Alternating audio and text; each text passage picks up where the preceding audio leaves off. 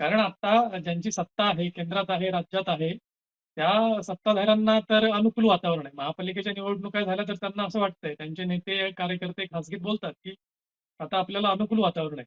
त्यामुळे ते पुढे ढकलतील असं चिन्ह दिसत नाही. त्यामुळे महापालिका निवडणुका होतील अशी शक्यता आहे. तुम्हाला काय वाटतं?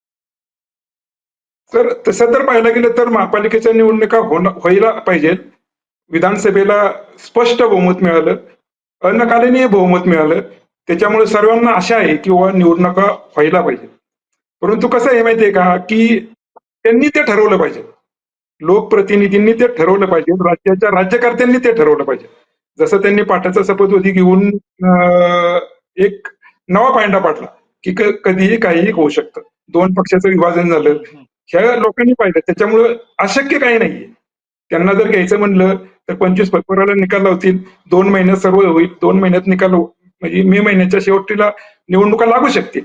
परंतु हे त्यांनी ठरवायला पाहिजे. राज्यकर्त्यांनी ठरवायला पाहिजे. ताज्या बातम्यांसाठी पाहत रहा ABC मराठी न्यूज.